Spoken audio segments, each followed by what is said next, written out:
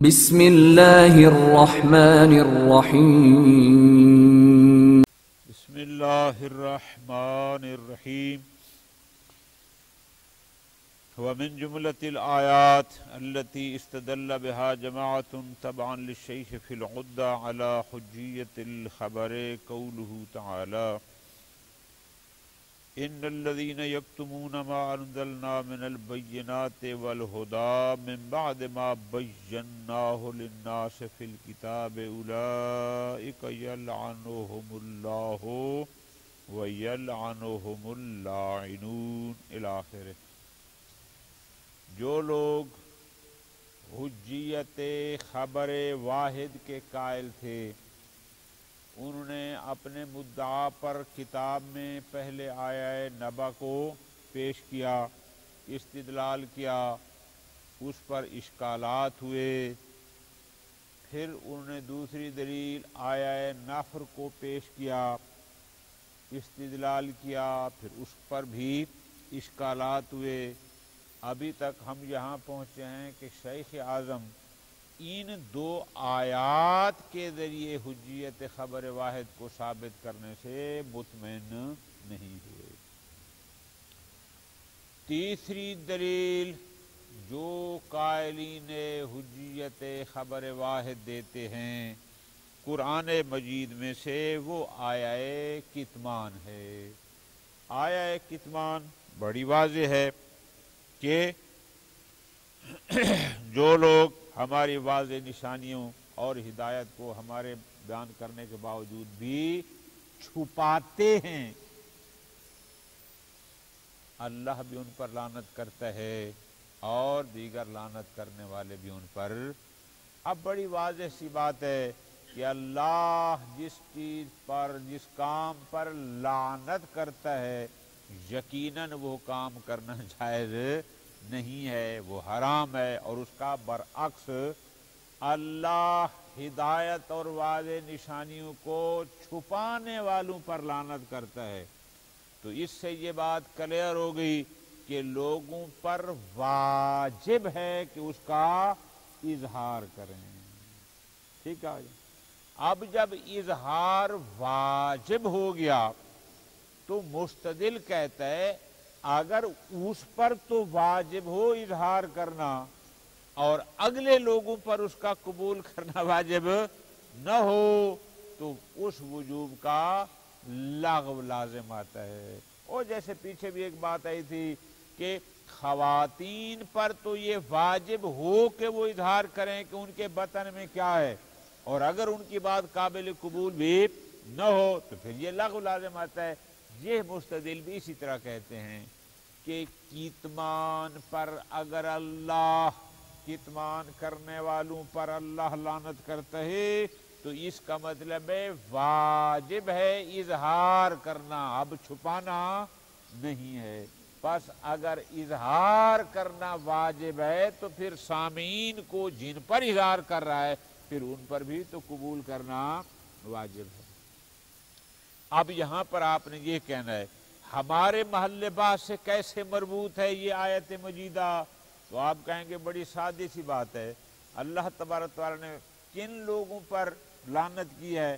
جو بینات ہماری واضح نشانیوں کو چھپاتے ہیں، اور اگلا جملہ ہے لفظ ہے والہدیٰ، اور ہماری طرف سے جو ہدایات کی گئی ہیں ان کو، جو بھی فرامین انبیاء و آئمہ ہیں یہ سب کے سب ہدایت ہیں۔ کوئی بھی معصوم جب کچھ بیان کرتا ہے تو اس کی شخصی خواہش نہیں ہوتی، در حقیقت وہ حکم الہی ہوتا ہے، وہ مشیت الہی ہوتی ہے۔ تو ان کے تمام فرامین ہدایت ہیں، اور جو ہدایت کو چھپائے اللہ اس پر لعنت کرتا ہے۔ تو نتیجہ کیا ہوگا؟ پس چونکہ فرامین ائمہ ہدایت ہیں تو پس ان کا اظہار بھی واجب ہے۔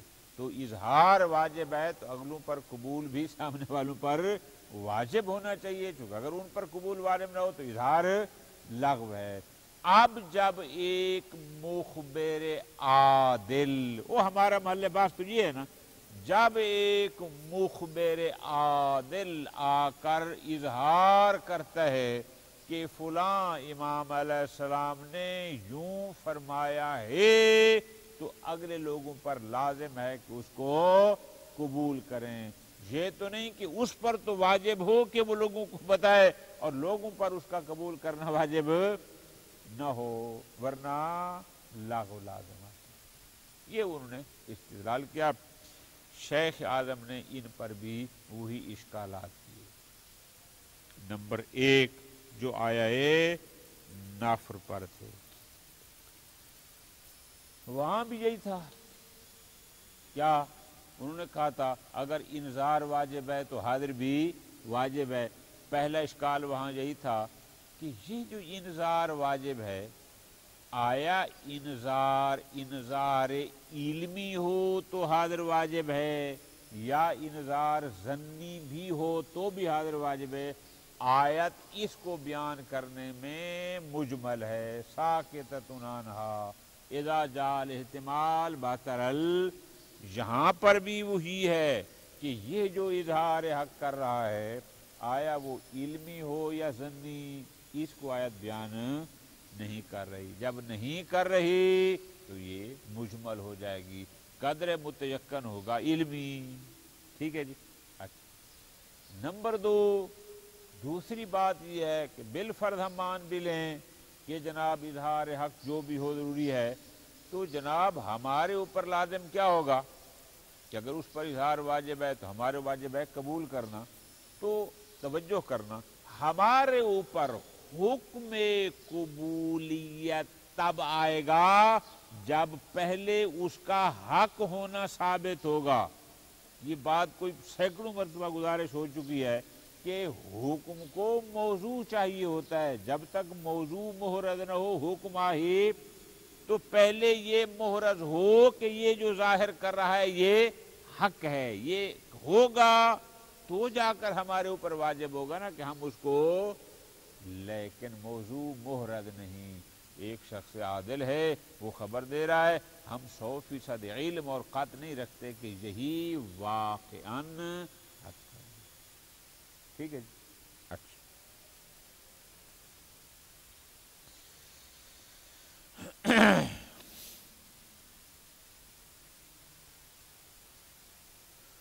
اس کے بعد پھر آگے ایک بات کرتے ہیں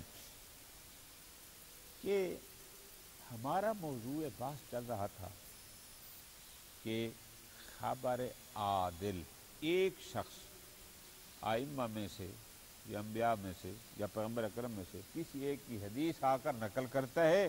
ہماری موضوع بحث یہ ہے کہ آیا اس عادل کی بات کو مانے جا۔ یہ آیت مجیدہ اگر ہم اس کے سیاق و سباق کو دیکھیں تو یہ آیت مجیدہ در حقیقت کوئی اور بات کر رہی ہے۔ وہ کون سی؟ کہ ہم نے واضح نشانیاں اور ہدایت تورات میں ذکر کر دیے، بیان کر دیے۔ مراد کیا تھی کہ جو سابقہ کتابیں قرآن سے پہلے آئی تھیں، ہم نے اس میں آخری نبی سے متعلق تمام رہنمائی واضح کر دی تھی۔ اور یہ جو لوگ ہیں، جو یہودیوں کے بڑے بڑے یا عیسائیوں کے جو بھی تھے، وہ ان چیزوں کو لوگوں میں بیان نہیں کرتے، وہ ان کو چھپاتے ہیں جو آخری نبی سے متعلق اس میں واضح رہنمائی اور ہدایت موجود تھی۔ تو یہ در حقیقت ان سے مربوط ہے کہ وہ لوگ جو حقیقت یعنی حقانیت پیغمبر اکرم صلی اللہ علیہ وآلہ وسلم سے موجود مواد جو تورات وغیرہ میں تھا، لیکن ان کے بڑے ان کو چھپاتے تھے، تو اس آیت میں یہ حکم آیا کہ اللہ ان پر لعنت کرتا ہے کہ ہم نے ان کتابوں میں واضح علامتیں آخری نبی کی لکھ دیں اور وہ ان کو چھپاتے ہیں۔ تو یہ در حقیقت اسے متعلق۔ ٹھیک ہو گیا۔ خوب، اب جب اس سے متعلق ہے، اب وہاں بھی کلیئر بات ہے، تو اب نبی سے متعلق چیز کو ماننا یہ عقائد سے مربوط ہے یا فروعات سے مربوط ہے؟ اصول دین میں سے ہے نبوت یا فروع دین میں سے ہے؟ آپ کہیں گے یہ اصول ہے، تو جو اصول دین میں سے ہے وہاں علم معتبر ہے، ظن کافی ہی نہیں ہے، جبکہ ہمارا موضوع بعض خبر عادل ظنی ہے، علمی نہیں ہے۔ تو یہ تیسرا اشکال ہے کہ اس حوالے سے بھی آیت ہمارے ساتھ مربوط نہیں۔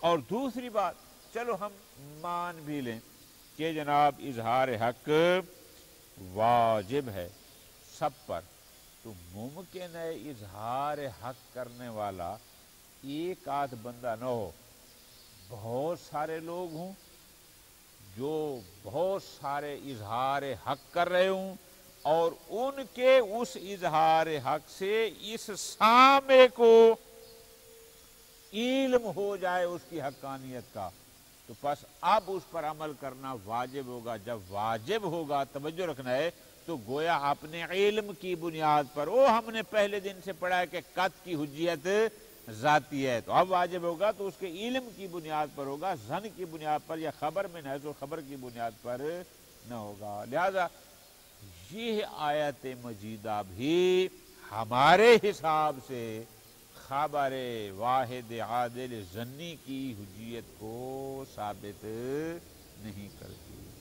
اب ایک درمیان میں پیرا ہے، وہ پیرا یہ ہے کہ کوئی کہے جناب ہم آپ کو دکھاتے ہیں کتنے موارد ہیں کہ جو ظن آور ہیں، لیکن شریعت نے دو ٹوک ان کو قبول کرنے کا حکم دیا ہے۔ وہ کیسے؟ ایک تو وہی اگر عورت کہے کہ میں حاملہ ہوں، یا عورت کہے کہ میں حاملہ نہیں ہوں، تو عدت کے حوالے اس کی بات کو مان لو۔ دو گواہ کہہ دیں کہ فلاں شے فلاں کی ہے، بینہ قائم ہو جائیں، تو بینہ کی جو شہادت وہ ظن آور ہے، علم آور نہیں ہے، لیکن ساری فقہ آپ کی یہی کہتی ہے، مگر یہی کہتے ہیں کہ اس کو قبول کرنا ہے۔ الاخری کتنے موارد ہیں؟ تو آپ مختصر جواب دیں گے، بھائی ہمارا موضوع ہے ایک خبر ظنی سے حکم کو ثابت کرنا۔ جو مثالیں آپ دے رہے ہیں یہ حکم نہیں، یہ موضوع ہیں۔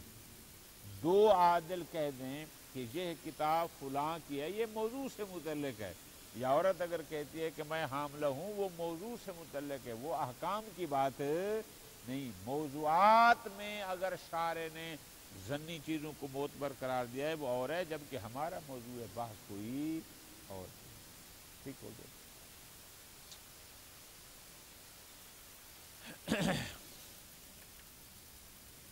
وَمِن جُمْلَةِ الْآيَاتِ الَّتِي اسْتَدَلَّ بِهَا جَمَاعَةٌ تَبْعًا لِلشَّيْخِ فِي الْعُدَّةِ عَلَى حُجِّيَّةِ الْخَبَرِ قَوْلُهُ تَعَالَى، تیسری آیت جو قائلین حجیت خبر واحد اپنے مدعا پر بطور دلیل پیش کرتے ہیں، وہ آیت آیہ کتمان ہے۔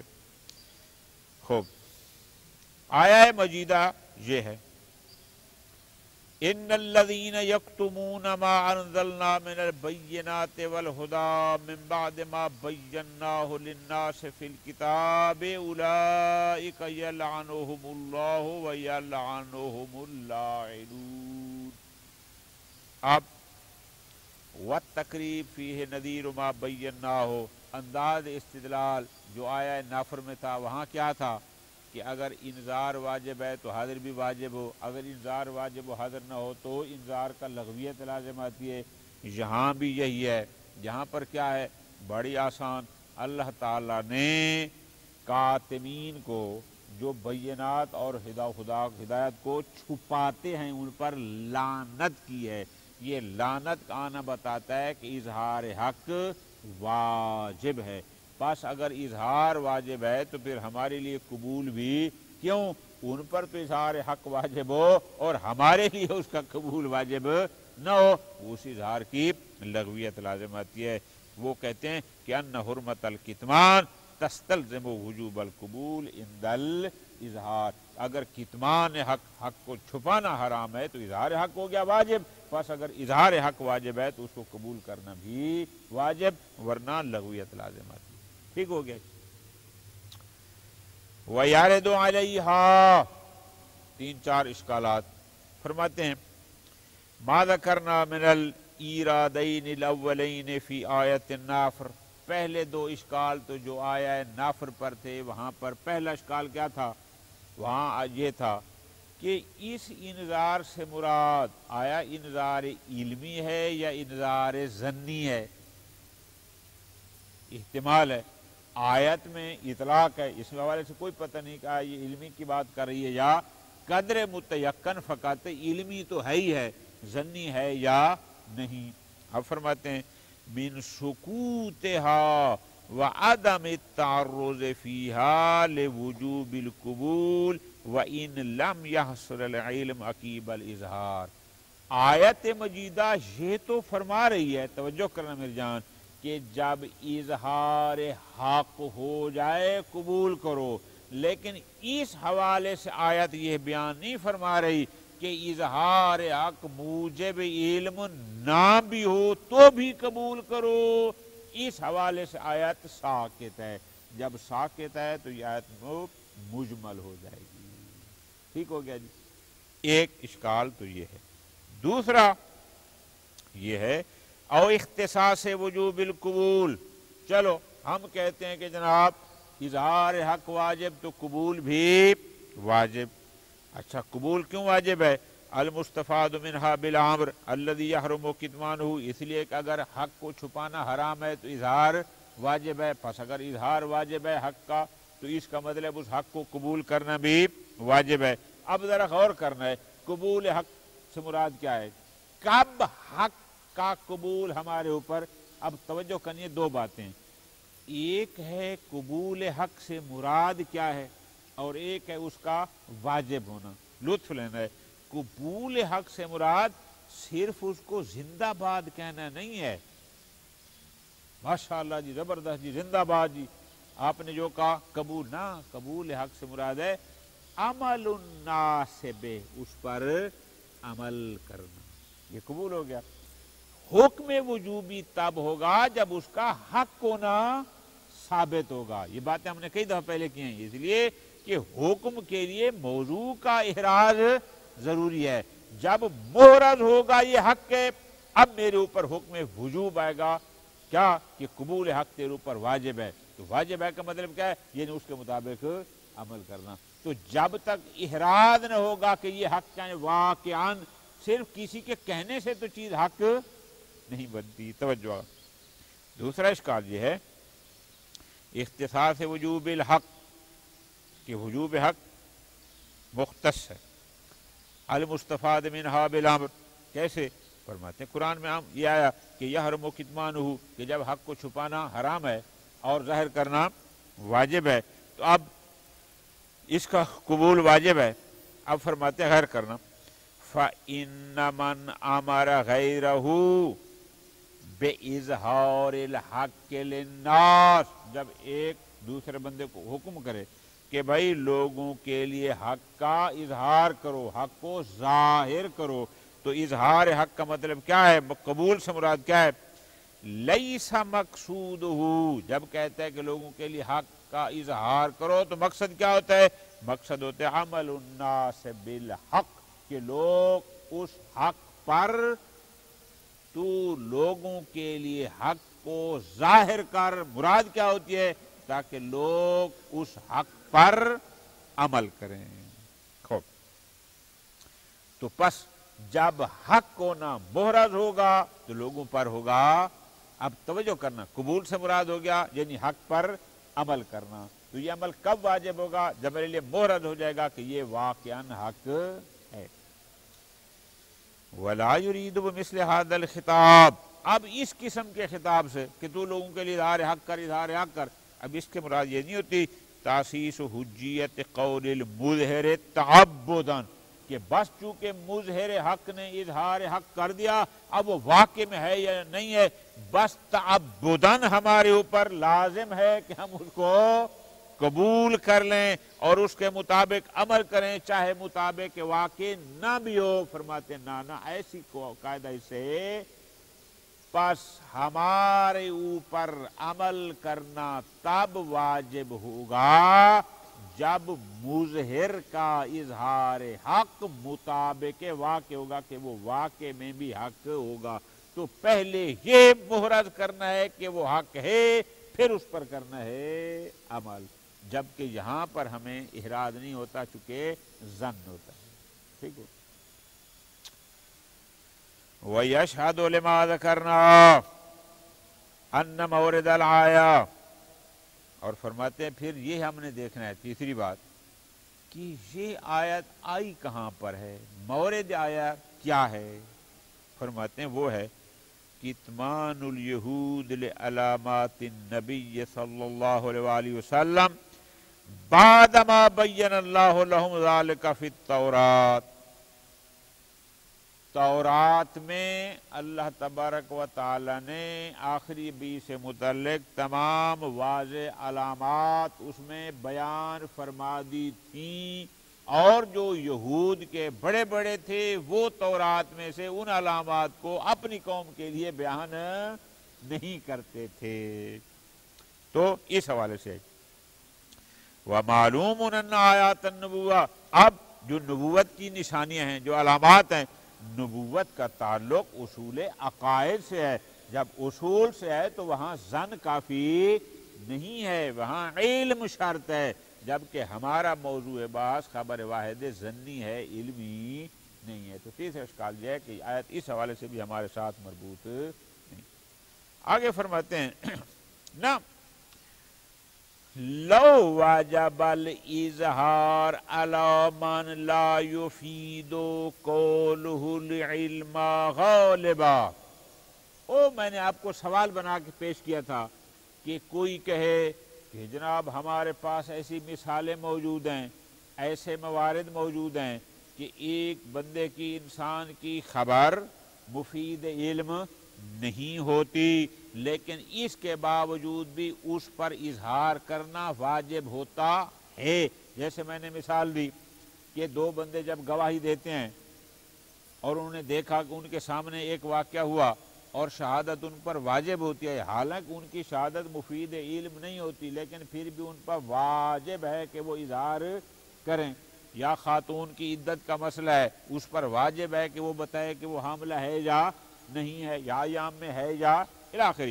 فرماتے ہیں لو واجب الاظہار، اگر کبھی اظہار واجب ہوئے، ایسے شخص پر بھی ہو جائے اور ایسے مورد میں کہ لا یفید قولہ العلم غالباً، کہ عام طور پر اس کا قول مفید علم نہیں ہے لیکن پھر بھی اس پر اظہار واجب ہے. امکنا جعل ذالک، تو ممکن ہے ہم اس کو بطور دلیل قرار دیں کس پر کہ ان المقصود العمل بقولہ، کہ جب اس پر اظہار واجب ہے تو اس کا مطلب ہے اس کی بات کو قبول کرنا، یعنی اس پر عمل کرنا جائز ہے. وَإِن واجب ہے، وَإِن لَمْ يُفِدْ الْعِلْمِ، بے شک وہ مفید علم نہ بھی ہو. کیوں؟ لِأَلَّا يَكُونُ إِلْقَاءُ هَذَا الْكَلَامِ، اس لیے کہ اس پر ہم کہہ رہے ہیں کہ تیرے اوپر واجب ہے اظہار کرنا، اور ہمارے اوپر اگر علم اس پر عمل کرنا واجب نہ ہو تو اس کا مطلب اس کی کلام لغو ہوگی. اس پر تو واجب ہے اظہار کرے اور ہم اس قبول نہ کریں، یہ اور بات. وَمِنْ هُنَا يُمْكِنُ الْاِسْتِدْلَالِ، اور شاید یہی وجہ ہے کہ وہ جو بعد نے استدلال کیا تھا کیا کہ من آیت تحریم کتمان ما فی الارحام النساء علی وجوب تصدیقہن، وہ جو تھا کہ خواتین پر واجب ہے کہ جو تمہارے بطن میں تم اس خبر دو، اگر ان پر اظہار کرنا واجب ہے تو انہوں نے کہا تھا پھر ہمارے اوپر قبول کرنا بھی واجب ہے. وبآیت وجوب اقامت الشہادت علی وجوب قبولها، اس لیے فاستشہدوا علیہ شاہدین، کہ جہاں آپ گواہ قائم کرتے ہیں، جب حکم ہو گیا دو گواہ بناؤ، گواہوں نے گواہی دے دی، اگر ان پر گواہی دینا واجب ہے تو ہمارے لیے بھی قبول کرنا واجب ہے. بات سمجھ آ گئی؟ ایسے موارد میں البتہ. لیکن آپ یہ کہیں گے کہ بھائی ہے لیکن ان کا احکام سے تو کوئی تعلق، یہ تو موضوعات سے متعلق ہیں کہ ان کی بات مفید علم نہیں بھی تھی، پھر بھی ان پر اظہار واجب تھا. جب واجب تھا تو پھر ہمارے اوپر بھی قبول، لیکن یہ موضوعات کی بات ہو رہی ہے، جبکہ ہمارا محل بات احکام ہیں، موضوع. اور چوتھی بات فرماتے ہیں وہ یہ ہے، جو اشکال سمجھیں وہ یہ ہے بھائی امکان کون وجوب الاظہار، اور ممکن ہے ہم یہ کہیں کہ جناب اظہار حق واجب ہے، پس اگر اظہار واجب ہے تو قبول بھی واجب ہے۔ وہ واجب ہے لأجل رجاء وضوح الحق من تعدد المظہرین، کہ حق کا اظہار کرنے والے بہت سارے لوگ تھے اور ان بہت سارے لوگوں کے تعدد کی بنیاد پر حق اتنا واضح اور روشن ہو گیا کہ سننے والوں کو اس سے علم ہو گیا۔ بس جب علم ہو گیا تو اب قبول کرنا واجب ہے، بس ادھر اظہار واجب ادھر قبول واجب، لیکن اب قبول کی وجہ وہ علم ہے جو ان کو تعدد مظہرین کی وجہ سے ہے، نہ کہ فقط ایک دو بندے کے کہنے سے۔ ٹھیک ہو گیا۔ اس کے بعد آ گئی اگلی آیت مجیدہ۔ بعض حضرات نے اس آیہ مجیدہ کے ذریعے بھی حجیت خبر واحد کو ثابت کیا ہے، جس کو آیت السؤال من اہل ذکر۔ قرآن مجید میں دو صورتوں میں دو آیات میں ایک جملہ درمیان میں آیا ہے، وہ جملہ ہے فَاسْأَلُوا أَهْلَ الذِّكْرِ إِن كُنتُمْ لَا تَعْلَمُونَ۔ سورہ نحل میں بھی آیا ہے اور سورہ انبیاء میں بھی آیا ہے۔ سورہ نحل میں آیت اس طرح ہے وَمَا أَرْسَلْنَا مِن قَبْلِكَ إِلَّا رِجَالًا نُوحِي إِلَيْهِمْ فَاسْأَلُوا أَهْلَ الذِّكْرِ إِن كُنتُمْ لَا تَعْلَمُونَ۔ پھر آگے دوسری آیت شروع ہوتی ہے بِالْبَيِّنَاتِ وَالزُّبُرِ، جبکہ سورۃ انبیاء میں آیا ہے وَمَا أَرْسَلْنَا قَبْلَكَ إِلَّا رِجَالًا نُوحِي إِلَيْهِمْ فَاسْأَلُوا أَهْلَ الذِّكْرِ إِن كُنتُمْ لَا تَعْلَمُونَ۔ اب یہاں پر بھی وہ وہی بحث کر رہے ہیں کہ اگر سوال از اہل ذکر واجب ہو، فَاسْأَلُوا أَهْلَ ذِكْر، سوال واجب ہو اور مجیب کے جواب کو قبول کرنا واجب نہ ہو، تو پھر وہ سوال کا وجوب بھی لغو ہو جائے گا۔ میرے اوپر واجب ہے کہ میں آپ سے پوچھوں، لیکن میرے اوپر یہ واجب نہیں ہے کہ میں آپ کے جواب کو قبول کروں، فرماتے ہیں پھر وہ سوال کا وجوب ہی لغو ہو گیا۔ ٹھیک ہے جی، توجہ کرنا۔ یہاں پر ایک چھوٹی سی بات ہے، آسان سی بات، اس پر انشاءاللہ کل کریں گے۔ ایک دفعہ آپ ایک بندے سے پوچھتے ہیں، بڑی پیاری سی بات، جناب آپ مدینہ منورہ گئے تھے، امام صادق علیہ السلام کی آپ نے زیارت کی، امام علیہ السلام نے فلاں مسئلہ میں کیا حکم صادر فرمایا؟ آپ نے سوال کیا، اس نے کہا جی میں نے امام سے یہ پوچھا تھا، امام نے اس کا یہ جواب دیا۔ اب آپ نے ایک سوال کیا، اس نے آپ کا جواب، ایک انداز یہ ہوتا ہے۔ اب آپ اگر اس کے جواب کو قبول کریں گے تو وہ کس بنیاد پر کریں گے؟ اس لیے کہ یہ کہہ رہا ہے یا اس لیے کہ یہ فرمان معصوم ہے؟ تو جواب کیا ہوگا؟ ہم نے اس کو قبول کرنا ہے کیونکہ امام صادق علیہ السلام نے فرمایا ہے۔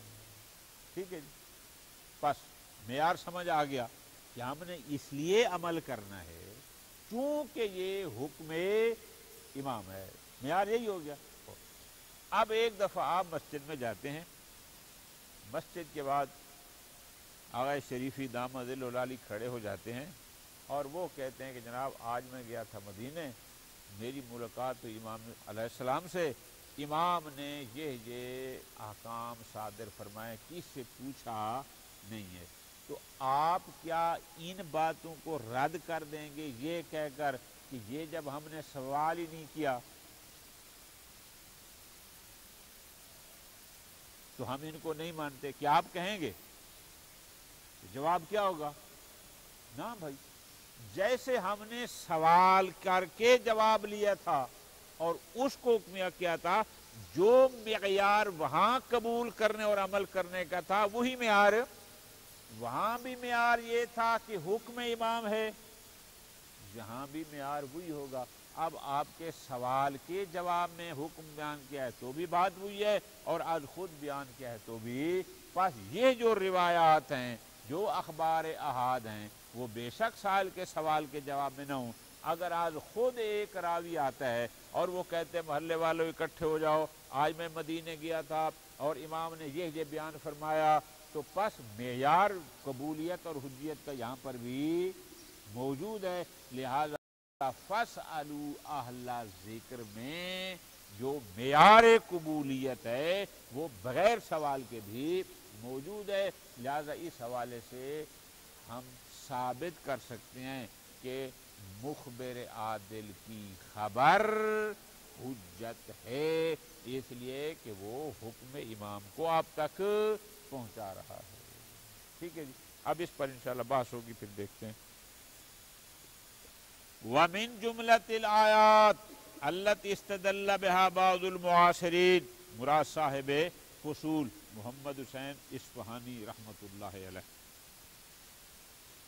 وہ فرماتے ہیں کہ دو آیات کے درمیان میں آنے والا یہ حصہ کہ فَاسْأَلُوا أَهْلَ الذِّكْرِ إِن كُنتُمْ لَا تَعْلَمُونَ، میں نے گزارش کی ہے سورہ نحل میں بھی آیا ہے، سورہ انبیاء میں، لیکن درمیان میں آیا ہے۔ اب یہ کہتے ہیں بناءً علی ان وجوب السؤال یستلزم وجوب قبول الجواب، جب سوال کرنا واجب ہے تو اس کا مطلب ہے پھر اس مجیب کا جواب کو قبول کرنا بھی واجب۔ وَإِلَّا سے مراد کیا کہ سوال کرنا تو واجب ہو لیکن مجیب کا جواب قبول کرنا واجب نہ ہو، لغا وجوب السوال، پھر سوال پر وجوب کا جو حکم ہے پھر وہ بھی لغو شمار ہوگا۔ جب آپ نے اس کا جواب قبول ہی نہیں کرنا تو پھر سوال کرنا لغو ہو جائے گا۔ پس اذا وجب قبول الجواب، توجہ آگا، اب جب چونکہ سوال واجب ہے تو اس کا لازمہ یہ ہے کہ اگر سوال واجب ہے تو پھر جواب کو بھی قبول کرنا واجب ہے۔ پس اذا وجب قبول الجواب، جب جواب کو قبول کرنا واجب ہے تو ہم کہتے ہیں واجب قبول کل ما یصح ان یسأل عن ویقع جوابا لا، ہر اس چیز کو قبول کرنا واجب ہے کہ جس کے بارے میں سوال کیا جائے اور اس کا ایک جواب آئے، تو پس اس سب کو قبول کرنا واجب ہے۔ بات سمجھے نا جی، کہ جس چیز کا سوال کرنا واجب اور اس کا قبول کرنا، اب وہ شے بغیر سوال کے بھی آ جائے تو بھی قبول کرنا واجب ہوگا۔ فرماتے ہیں کیوں؟ لِأَنَّ خُصُوصِيَّةَ الْمَسْبُوقِيَّةِ بِالسُّؤَالِ لَا دَخْلَ فِيهِ قَطْعًا، کوئی یہ نہ کہے کہ جناب جو چیز سوال کے جواب میں آئے گی اس کو تو قبول کرنا واجب ہے، جو بغیر سوال کہے گی اس کو قبول کرنا واجب نہیں۔ فرماتے ہیں اس سوال کا قبولیت کے معیار میں کوئی کردار سوال ہو یا، ہم نے دیکھنا ہے کہ اس جواب کو قبول کرنے کا معیار کیا ہے۔ وہ معیار سوال ہونا نہیں ہے، وہ معیار ہے قول معصوم ہونا۔ پس فرماتے ہیں فَإِذَا سُئِلَ الرَّاوِي، اگر ایک راوی سے سوال کیا جائے الَّذِي هُوَ مِنْ أَهْلِ الْعِلْمِ، اور راوی بھی ماشاءاللہ صاحبان علم میں سے کیا سوال کیا جائے؟ اما اس چیز کے بارے میں سامعہ عن الامام فی خصوص الواقعہ، ہم ایک راوی ہے، اہل علم ہے، توجہ کرنا، ایک اہل علم یعنی زرارہ جیسا عالم دانا شخص ہے، ہم کہتے ہیں بھی تو امام باقر علیہ السلام کی خدمت میں موجود تھا، وہ جو فلاں مسئلہ آیا تھا اس مسئلہ میں امام نے کیا بیان فرمایا، اب زرارہ عالم بھی ہے، اہل العلم میں سے بھی ہے، اور ادھر راوی بھی ہے۔ اچھا یہ کہا فَأَجَابَ، زرارہ صاحب آپ کو جواب دیتے ہیں بِأَنِّي سَمِعْتُهُ يَقُولُ كَذَا، میں نے سنا، میں اس محفل میں موجود تھا، امام علیہ السلام نے فلاں مسئلہ میں فلاں واقعہ میں یہ ارشاد فرمایا۔ اب ذرا توجہ کرنا، اب چونکہ زرارہ لطف لینا ہے، اہل علم ہے، فقط راوی محض نہیں، اور آپ نے ایک اہل ذکر سے، اہل علم سے سوال کیا، تو ملازمہ یہ ہے کہ آپ اس کے جواب کو شاباش قبول کریں۔ پس واجب القبول بحکم آیا، جب آپ نے اس سے سوال کیا، اس نے جواب دیا، آیت کے مطابق آپ پر جواب کو قبول کرنا واجب ہے۔ پس جب یہ واجب ہے فَيَجِبُ قُبُولُ قَوْلِهِ ابتداءً، اسی طرح اگر اسی زرارہ سے آپ نے سوال نہیں کیا، وہ خود آ گیا ہماری مسجد الکوثر میں اور آ کر کہتے ہیں کہ امام علیہ السلام نے یہ بیان فرمایا، انی سمیت الامام یقول کذا، تو پھر بھی اس کی بات اسی طرح قبول کرنا واجب ہے جیسے ہمارے سوال کے جواب میں وہ بیان فرماتا تو قبول کرنا واجب تھا۔ توجہ آگے جان، کیوں؟ لِأَنَّ حُجِّيَّةَ قَوْلِهِ هُوَ الَّذِي أَوْجَبُ السُّؤَالَ عَنْهُ، فرماتے ہیں اس کی بات کیوں حجت ہے؟ اس کی قول کا حجت ہونا کہ اس کی بات قابل قبول ہے، اس کی بات کو قبول کرنا واجب ہے۔ یہ بندہ اس میں آر کہے جس کی وجہ سے آپ پر واجب ہوا تھا کہ اس سے سوال کرو، کیونکہ وہ اہل ذکر میں سے تھا، اہل علم میں سے تھا، تو آپ پر واجب ہو گیا تھا کہ تم اس سے سوال کرو۔ لطف لینے آگا، بہت پیاری بات ہے، تھوڑی توجہ کریں گے، یعنی اس کی بات کا حجت ہونا سبب بنا تھا کہ آپ پر سوال کرنا واجب ہو، آپ کا سوال کرنا سبب نہیں تھا کہ اس کی بات کو قبول کرنا واجب ہو۔ نہیں سمجھ رہی بات؟ یعنی ایک دفعہ کیا ہے کہ میرے سامنے جو شخصیت بیٹھی ہے، مثلا وہ عالم ہے، اہل ذکر میں سے ہے، تو چونکہ اس کی بات حجت ہے، میرے اوپر واجب ہے کہ میں اس سے سوال کروں۔ ٹھیک ہے جی؟ فرماتے ہیں لا ان وجوب سوال، یہ نہیں ہے چونکہ میرے اوپر سوال کرنا واجب ہے لہذا اب واجب ہو گیا کہ میں اس کی بات کو، میرے اوپر سوال کے واجب ہونے نے اس کی بات کو قبول کرنے کو واجب قرار نہیں دیا، بلکہ اس کی بات قبولیت کے لائق تھی، حجت تھی، جس نے میرے اوپر واجب کیا کہ میں اس سے سوال کروں۔ ٹھیک ہے جی؟ تو لہذا اگر راوی ہمارے سوال کے جواب میں کہتا، ہم اپنے موضوع بحث میں آئیں گے نا، سوال کیا، اس نے کہا جی امام نے یہ بیان فرمایا، یا سوال نہیں کیا، آج خود وہ آ گیا، اب وہ بندہ اگر عادل ہے، وہ بندہ عالم ہے، وہ معیار پر پورا ہے، اگر آج خود بیان کرتا ہے تو جیسے سوال کا جواب دیتا تو آپ پر قبول کرنا واجب تھا، اگر آج خود بیان کرتا ہے تو بھی آپ پر واجب ہے کہ آپ اس کی بات کو مانیں۔ یہ ان کے ساتھ تھا، اور یہی ہماری اخبار احاد میں ہے۔ اب باتیں اور ہیں انشاءاللہ، پھر اس کو کل بات کریں گے۔ صلی اللہ علیہ محمد و آل محمد۔